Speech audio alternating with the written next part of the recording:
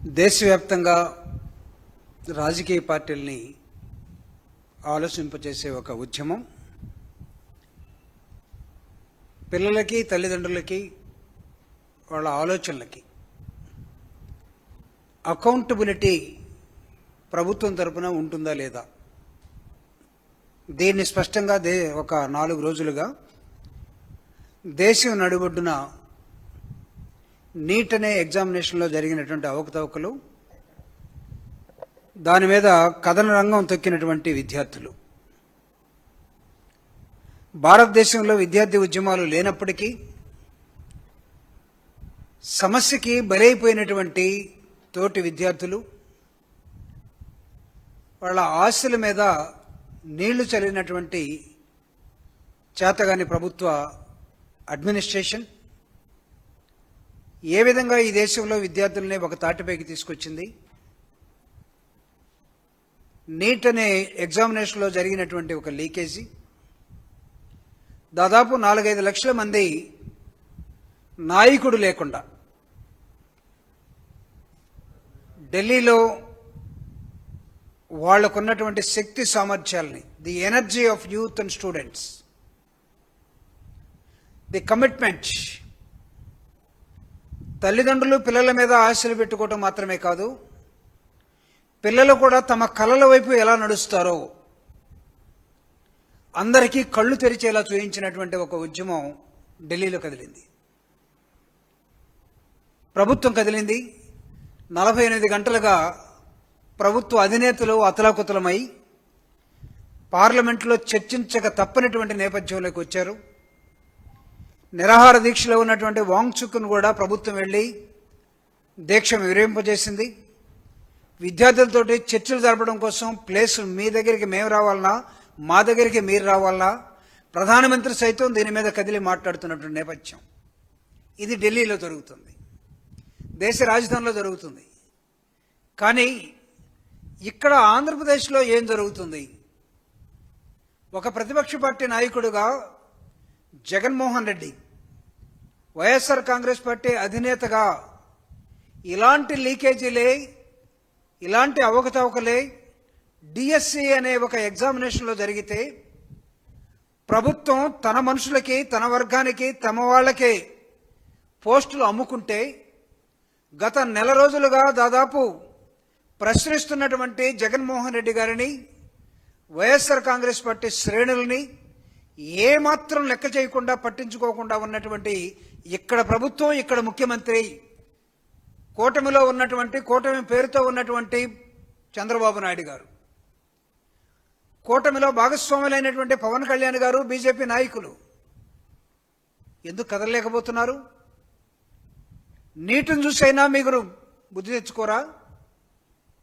YSR Congress party ఒక ప్రతిపక్ష party నాయకుడుగా జగన్మోహన్ రెడ్డి గారు, ప్రతిపక్ష పార్టీ అంటే ఏదో వైఎస్ఆర్ కాంగ్రెస్ పార్టీ రాజకీయాలు మాట్లాడుకోవటం కాదు, సమాజంలో జరుగుతున్నటువంటి అనేకమైన అంశాల మీద ప్రతిపక్ష పార్టీ వైఎస్ఆర్ కాంగ్రెస్ పార్టీగా, ప్రతిపక్ష పార్టీ నాయకుడుగా ప్రజల ఆలోచనని ప్రతిబింబం చేయటం ఏ విధంగా ముందుకు తీసుకొచ్చాడో జగన్మోహన్ రెడ్డి గారు ఈరోజు జరిగినటువంటి లాకప్ డెత్ కానివ్వండి, ప్రజల మీద, దళితుల మీద జరుగుతున్నటువంటి దాడులు కానివ్వండి, నిరంతరం 2 సంవత్సరాలుగా ప్రశ్నిస్తూ పోతున్నటువంటి జగన్మోహన్ రెడ్డి గారిని ఏమాత్రం లెక్క చేయకుండానటువంటి ఇక్కడ ఒక కూటమి ప్రభుత్వం కనబడుతూ ఉన్నది. అక్కడ విద్యార్థుల ఒత్తిడికి లొంగి తలొగ్గి తుపాకులు పట్టుకొని విద్యార్థుల మీదకి గురి పెట్టినప్పటికి కూడా తుపాకులు దించేసి విద్యార్థులకి సెల్యూట్ చేసి వాళ్ళ దగ్గరికి వెళ్తున్నటువంటి ఆ ప్రభుత్వాన్ని చూసి, కేంద్రాన్ని చూసి ఎందుకు సిగ్గు తెచ్చుకోలేకపోతున్నారో ఈ ప్రభుత్వాన్ని వైఎస్ఆర్ కాంగ్రెస్ పార్టీ ఇక్కడ అడుగుతున్నది. ఏం తక్కువ అన్యాయం చేశారా ప్రజలకి డిఎస్సిలో? మీరు అనేకమైన అంశాల మీద డిఎస్సిలో ఈరోజు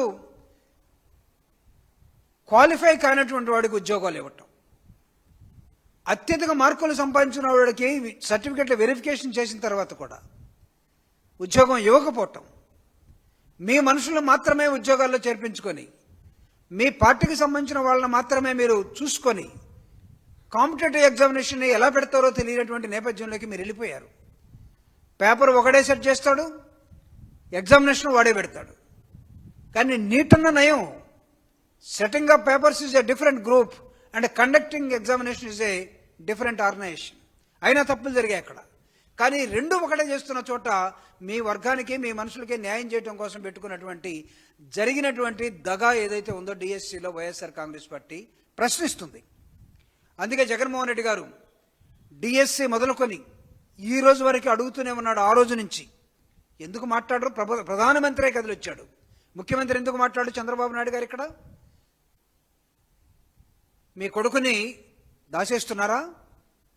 కొంగుచోట్న తెరచోట్న ఎన్ని అవాంతరాలు చేసినా, ఎన్ని అఘాయిత్యాలు చేసినా, విద్యార్థుల పేరుతోటి లేకపోతే నిరుద్యోగుల పేరుతోటి మాట్లాడరా? వాస్తవాలు చెప్పరా? అందుకే వైఎస్ఆర్ కాంగ్రెస్ పార్టీ ఇంకొక ఉద్యమానికి తెరదీస్తుంది. రేపు 28వ తేదీ నాడు రాష్ట్ర వ్యాప్తంగా విద్యార్థులతోటి యువజనులతోటి రాష్ట్ర వ్యాప్త ఉద్యమానికి వైఎస్ఆర్ కాంగ్రెస్ పార్టీ పిలుపునిస్తూ ఉన్నది. అడుగుతూ ఉన్నాం, where is your accountability in Andhra Pradesh? ఓ ప్రభుత్వమా ఉన్నావా? ఓ ప్రభుత్వ అధినేతలారా, ఢిల్లీ వెళ్ళాడు ముఖ్యమంత్రి, ప్రధానమంత్రితో కలిశాడు, దేనికో ఆహ్వానిస్తా ఉన్నాడు.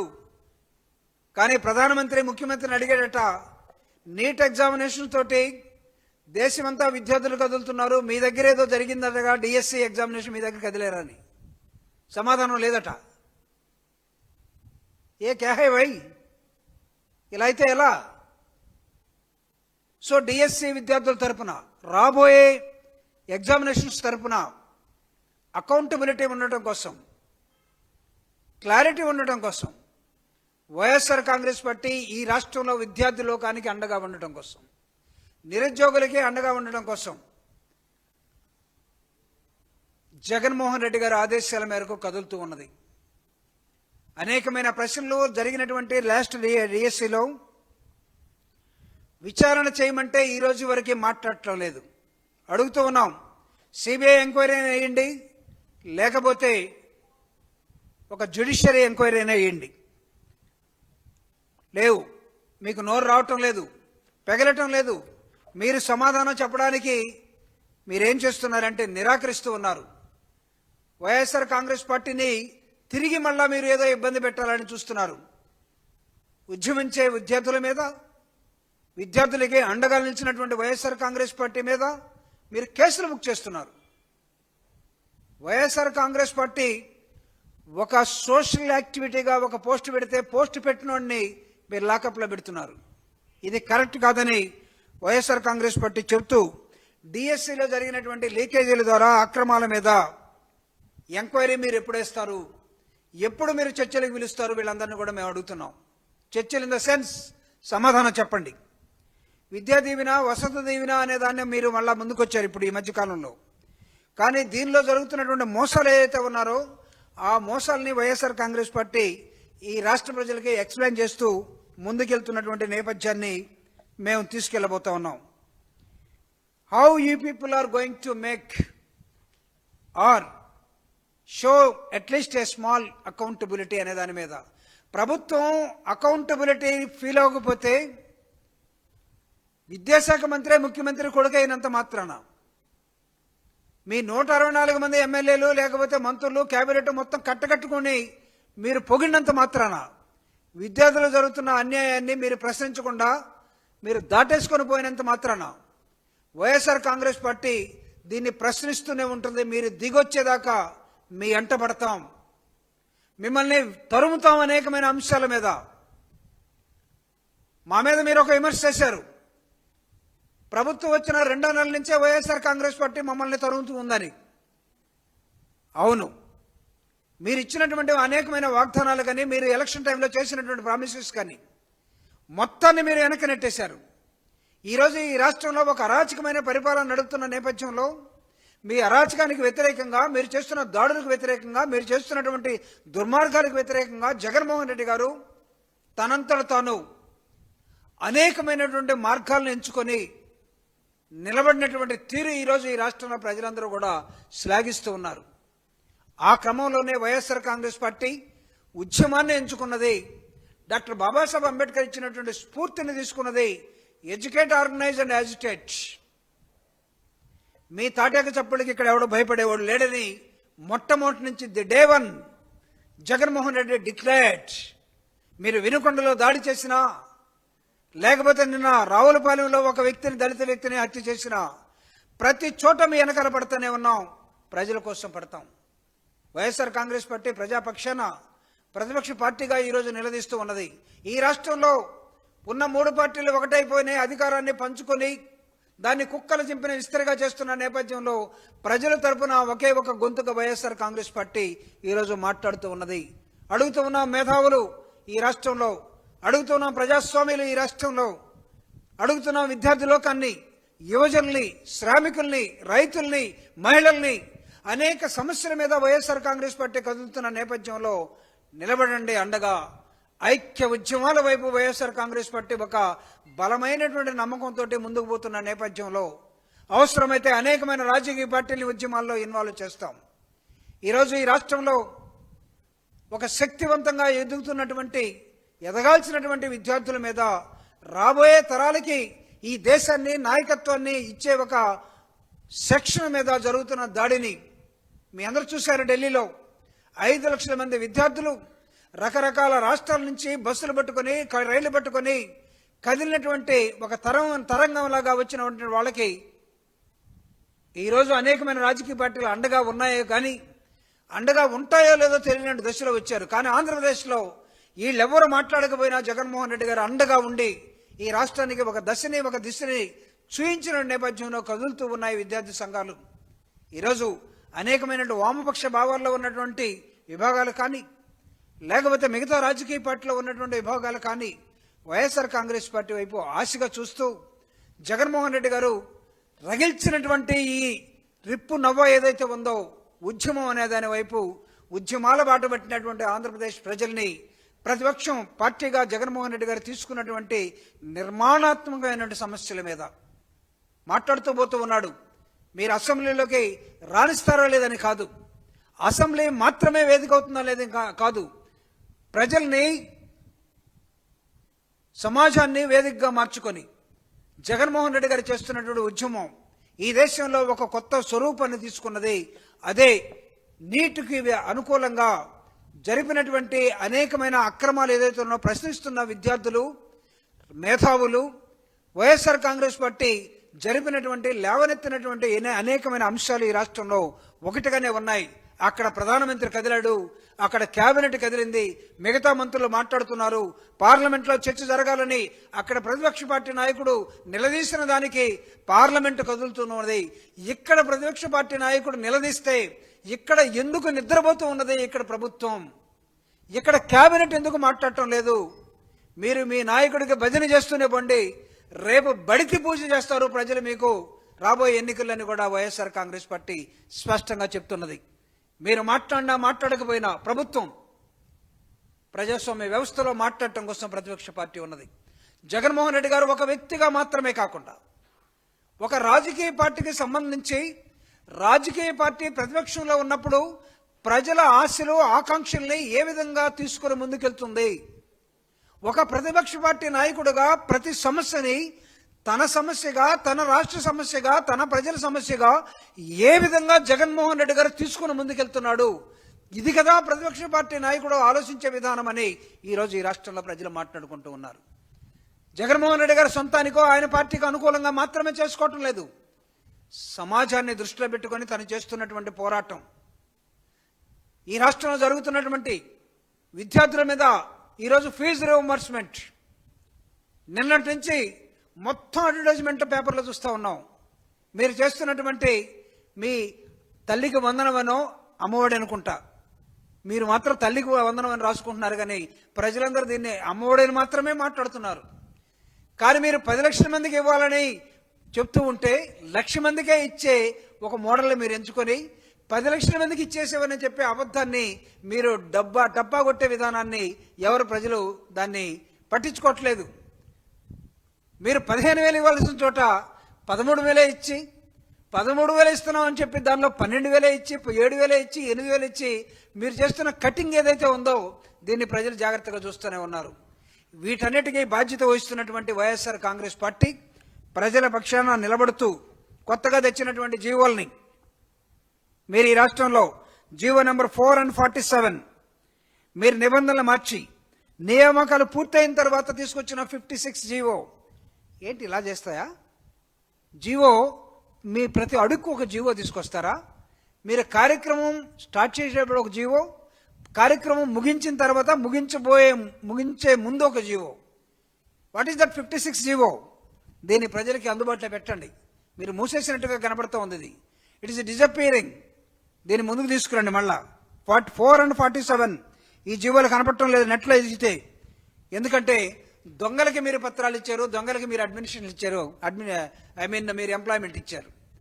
Real people who have been selected, ఎవరైతే నిజంగా ఆశలతోటి ముందుకు వచ్చారో, ఎగ్జామ్ రాశారో, ఎవరైతే సర్టిఫికెట్స్ వెరిఫై చేయబడ్డాయో ఆ విద్యార్థులు, ఆ నిరుద్యోగులు ఈరోజు ముందుకొచ్చి ప్రతిపక్ష పార్టీ నాయకుడితోటి మాట్లాడినటువంటి ఘటనలు కనబడతా ఉన్నాయి.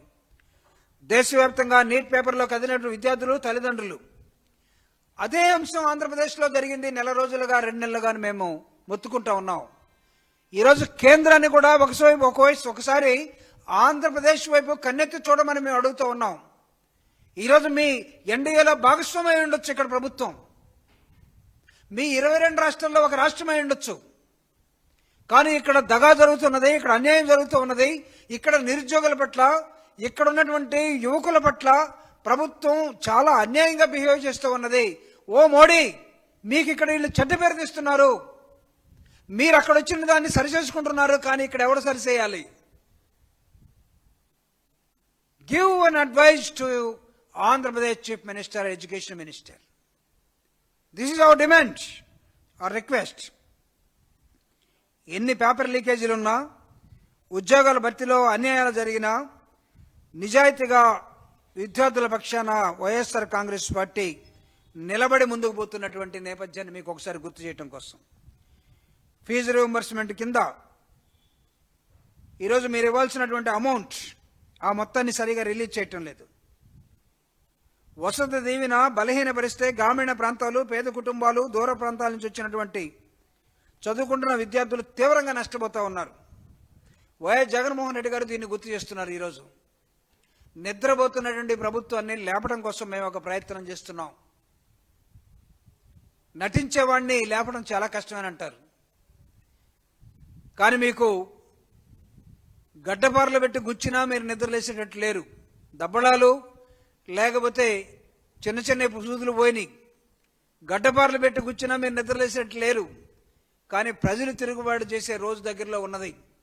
ప్రజల్ని ఉద్యమాలకి సమాయత్తం చేస్తున్నటువంటి వైఎస్ఆర్ కాంగ్రెస్ పార్టీ అధినాయకుడు ప్రజల మధ్యనే నిరంతరం ఉండే ప్రజల కోసం ప్రజా ఉద్యమాల్ని చైతన్యపరుస్తూ ఈ రాష్ట్రంలో ఇంకొక ఉద్యమానికి నిరుద్యోగుల తరపున, విద్యార్థుల తరపున, యువజనుల తరపున జగన్మోహన్ రెడ్డి గారు కదులుతూ ఉన్నాడు, కదలబోతూ ఉన్నారు.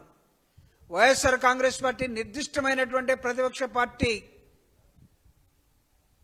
నాయకుడిగా ది రోల్ ఆఫ్ అపోజిషన్ ఏమిటి?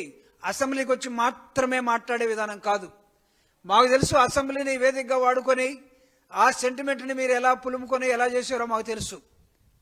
మేమేం సెంటిమెంట్ల మీద మాత్రమే బ్రతకదలుచుకోలేదు.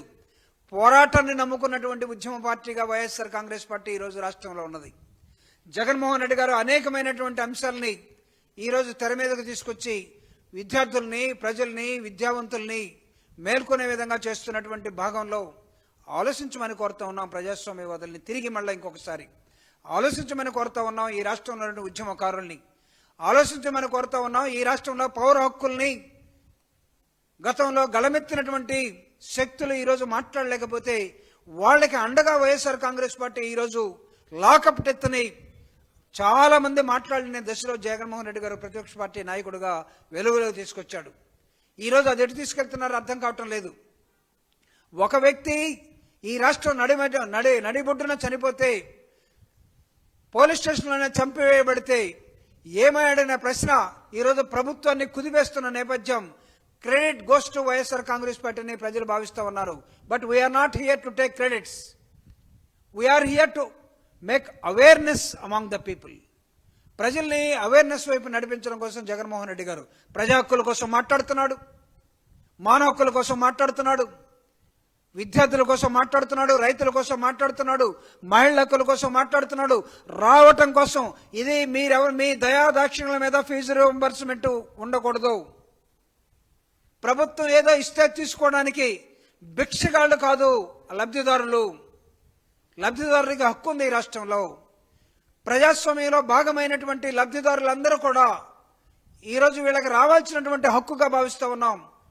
ప్రభుత్వం ఏదో రాలిస్తేనో, ప్రభుత్వం ఏదో ఇస్తేనో, ప్రభుత్వం దయదలిస్తేనో తీసుకునేటువంటి దశలో ఈరోజు ఈ రాష్ట్ర ప్రజలు లేరని చెప్పడం కోసం ఇది ప్రజల హక్కుగా, లబ్ధిదారుల హక్కుగా, ఈ రాష్ట్రం అభివృద్ధి చెందడం కోసం, ప్రజాస్వామ్య విలువల్ని కాపాడటం కోసం ఈ రాష్ట్రంలో ఏం జరగాలి అనే దానికి వైఎస్ఆర్ కాంగ్రెస్ పార్టీ కంకణం కట్టుకుని నడుం బిగించి ముందుకెళ్తున్నటువంటి నేపథ్యాన్ని వైఎస్ఆర్ కాంగ్రెస్ పార్టీ ఒక ఉద్యమ స్వరూపంగా తీసుకెళ్తున్న సందర్భాన్ని గుర్తు చేస్తూ